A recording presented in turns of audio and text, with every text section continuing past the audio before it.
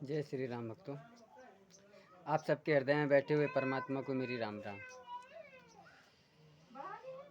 भगवान श्री राम ने अपनी माता कैकेयी को दोषी क्यों नहीं माना? ये बहुत गंभीर रहस्य है भाई। देखो, भगवान श्री राम बालकपन में अपनी माँ से वरदान में मांग चुके थे। बचपन में भगवान श्री राम खाना खाते समय रूठ गए थे, रुष्ट हो गए थे। तो माँ कैकेयी मनाने के लिए गए थे। तो माता कैकेयी से वचन मांगा था, बोला था कि माँ, आप मेरे को पहले एक वचन दो, बाद में खाना खाएगा।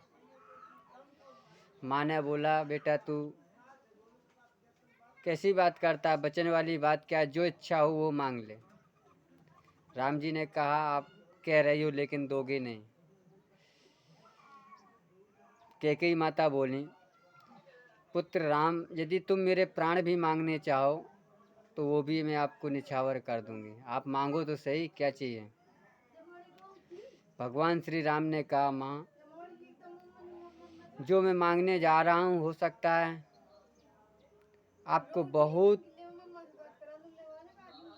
अपमान सहना पड़ेगा, आपको कोई देखना भी पसंद नहीं करेगा।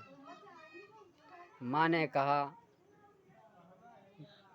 बेटा राम, तुम्हें खुश करने के लिए मैं अपनी जान भी दे सकती हूँ, तो अपमान क्या चीज़ है? तुम मांगो तो सही। परंतु राम ने फिर बोला, माँ, जो मैं मांगने जा रहा हूँ हो सकता है तुम्हारा सुहाग में भी मिट जाए, आपका सुहाग भी उजड़ सकता है। माँ ने कहा, पुत्र राम, यदि तुम्हें खुश करने के लिए अपनी सुहाग की भी बलि चढ़ाने पड़े तो भी चढ़ा दूंगी। आज तू मांग, जो चाहिए तुम वो मांगो। राम जी ने कहा, माँ, जब मेरा विवाह होगा उसके बाद में पिताजी मेरे को राज्य सौंपना चाहें तो उसी समय आपको राज्य के बदले मेरे को वनवास मांग लेना 14 वर्ष के लिए। माँ को लगा बहुत छोटी बात है। माँ ने कहा, बस इतनी छोटी बात? माँ को लगा भाई तो बड़ा हो जाएगा तो अपना खाना पीना का खुद ध्यान कर सकता है, कोई बड़ी बात नहीं है। तू जंगल में रहेगा राम तो अपना पेट भर सकता है, बहुत छोटी बात है। माँ को समझ में नहीं आया कि बहुत बड़ी बात है।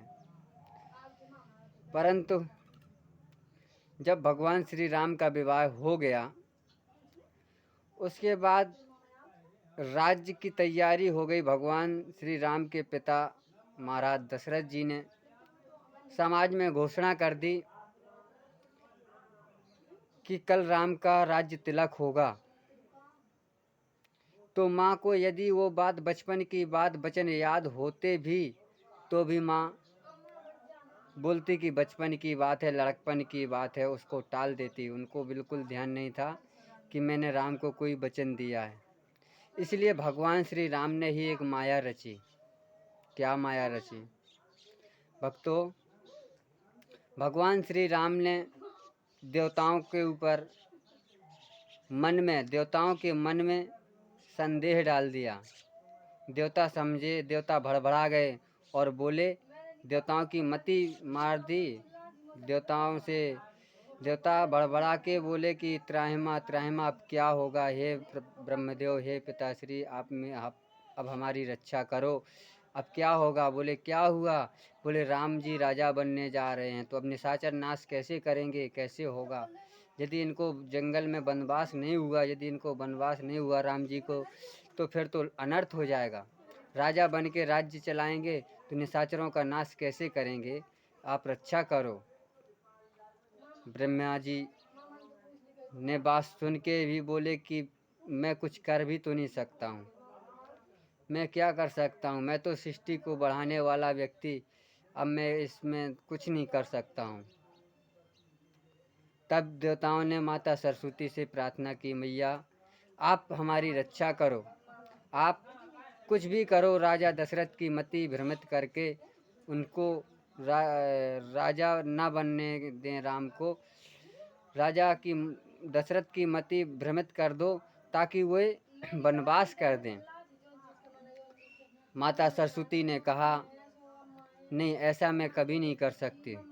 आप किसकी मति भ्रमित करने के लिए बात कर रहे हो? राजा दशरथ जिसने 10 इंद्रियों को बस में कर लिया हो, क्या उनका मन में भटका सकती हूँ? उनकी बुद्धि को कैसे मैं दूषित करूँगी?